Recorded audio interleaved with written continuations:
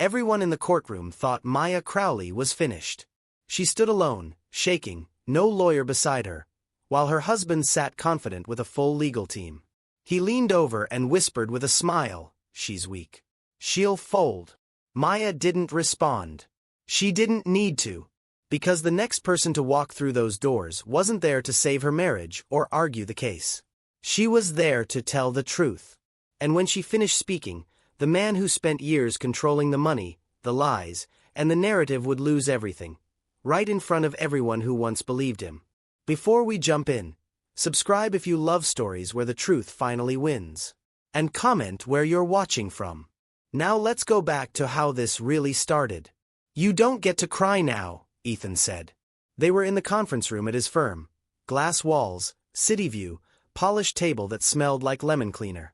Maya sat across from him, hands folded, wedding ring dull and thin. Ethan slid a folder across the table. It stopped right in front of her chest. "Sign it," he said. "It's clean. You walk away with enough to start over. I keep what I built." Maya opened the folder. Divorce papers. Already signed by him. Already stamped. "You told me we were working on things," she said softly. Ethan laughed. Not loud. Worse. Small and sharp. "I told you what you needed to hear," he said. "You've been fragile lately." Behind him stood a woman in a white blazer. Tall, glossy hair, red heels. She didn't sit. She leaned against the wall like she belonged there. "This is Larkin," Ethan said. "She's moving in." Larkin smiled like she was posing for a photo. Maya felt the room tilt. Maya Crowley had never been loud.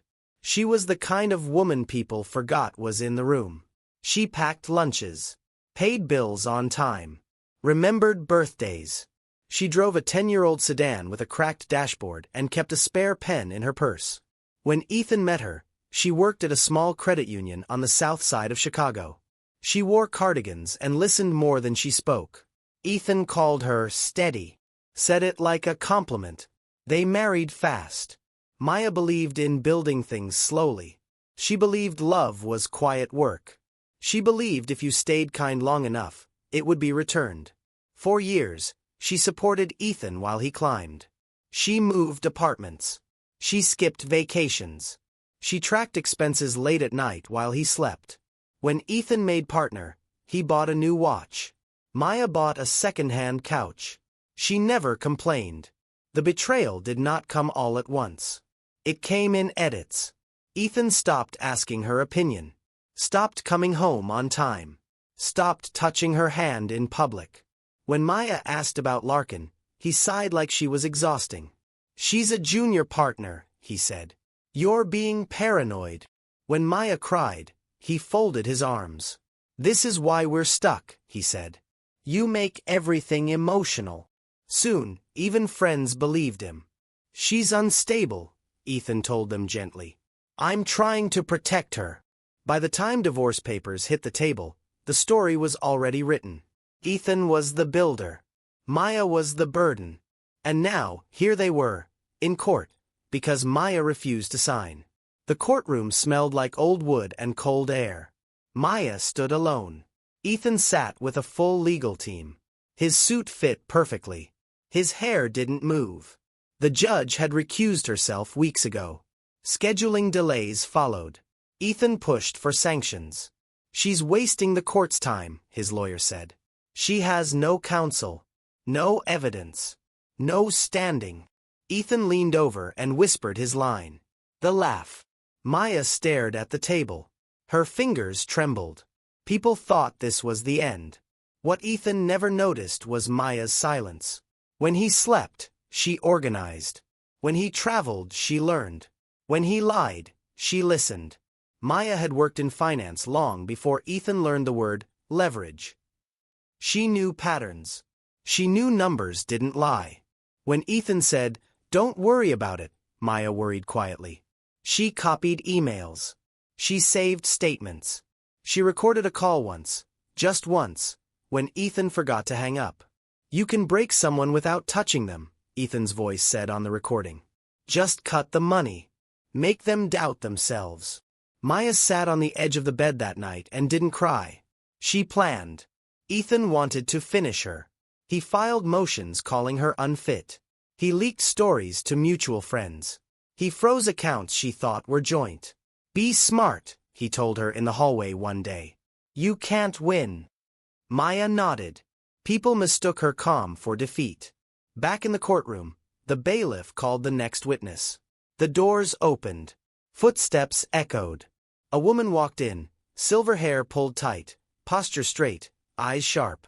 She wore a navy suit that hadn't gone out of style in decades. Maya's breath caught. Ethan frowned. The woman stopped at the front. "I am Eleanor Ruiz," she said. "Retired circuit court judge." A ripple moved through the room. Maya did not move.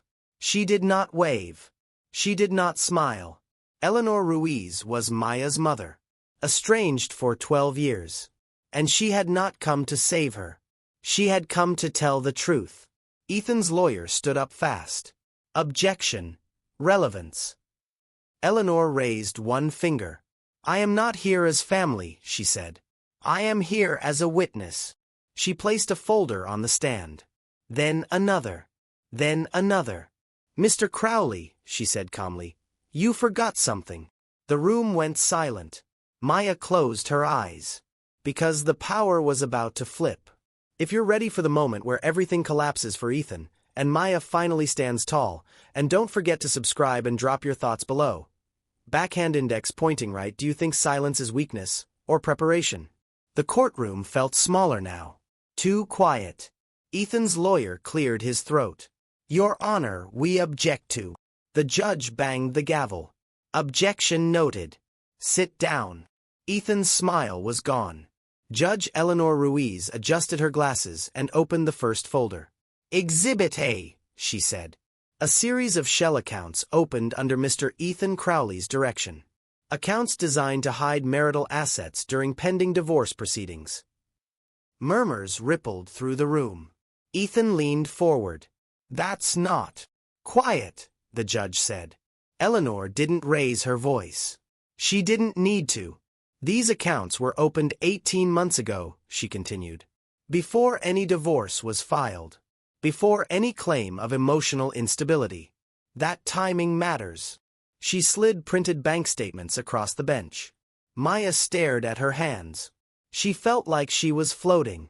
Ethan's lawyer flipped through the pages fast. Too fast. "Exhibit B," Eleanor said, opening the next folder. Email correspondence between Mr. Crowley and Ms. Larkin Voss. Larkin stiffened. Her smile vanished. The screen lit up behind the judge. Emails appeared. Dates. Words. Plans. "She won't fight back. I'll make her feel crazy. Once the money's locked, she'll sign anything." Gasps filled the room. Larkin whispered, "Ethan." Ethan didn't look at her. "Exhibit C," Eleanor said. She pressed a button. Ethan's voice filled the courtroom. "You can break someone without touching them," the recording said. "Just cut the money. Make them doubt themselves." The sound echoed. No one moved. Ethan's face drained of color. "That recording," Eleanor said, "was legally obtained and verified." She paused. Let the silence hurt. "For years," she continued, "Mr. Crowley controlled the story. He painted Maya as weak, emotional, unstable." Eleanor turned and looked directly at Ethan. "But silence is not weakness," she said. "It is often strategy." Ethan stood up. "This is a setup." The judge slammed the gavel. "Sit down." Ethan sat. His hands shook. Eleanor turned to the court.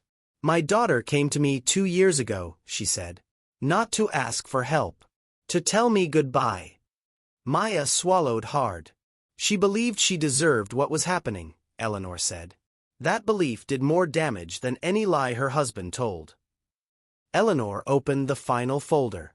"Inside here," she said, "is evidence Maya quietly gathered. Not to hurt anyone. To protect herself." She looked at Maya now. "You did this alone," Eleanor said softly. "And you did it right." For the first time, Maya lifted her head. Her eyes met Ethan's. He looked at her like he was seeing a stranger. The judge spoke clearly. Based on the evidence presented, she said, this court sanctions Mr. Ethan Crowley for asset concealment, witness manipulation, and bad faith litigation. Ethan's lawyer whispered urgently. Ethan didn't respond. Discovery is reopened, the judge continued. All financial records will be audited.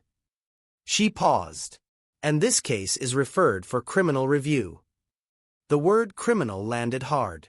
Larkin sat down slowly, like her legs stopped working. Ethan stared straight ahead. The man who once controlled everything now had nothing to say. People filed out quietly. No one laughed now. Maya stayed seated. Her hands were still shaking, but it felt different. Lighter. Eleanor walked over and stood beside her. They didn't hug. They didn't need to. I'm proud of you, Eleanor said. Maya nodded. A tear slipped down her cheek. I didn't do it to win, Maya said. I just wanted the truth. Eleanor smiled. That's how you win. Across the room, Ethan watched them. No one watched him. For the first time in years, he was invisible. Weeks later, Maya sat alone in her small apartment. Sunlight spilled across the floor. She drank coffee from a chipped mug. The couch was still secondhand. The car still old. But the air felt clean. She opened a new bank account. She signed papers with her own lawyer now. She slept through the night. Maya didn't feel loud or powerful. She felt free. One evening, Maya slipped off her wedding ring and placed it in a drawer. She closed it gently and whispered to herself, loyalty is not weakness, until someone mistakes it for permission. If this story moved you, subscribe for more true-feeling stories about strength, truth, and quiet resilience. And tell me in the comments. Backhand index pointing right, have you ever been underestimated and proven someone wrong? Your voice matters.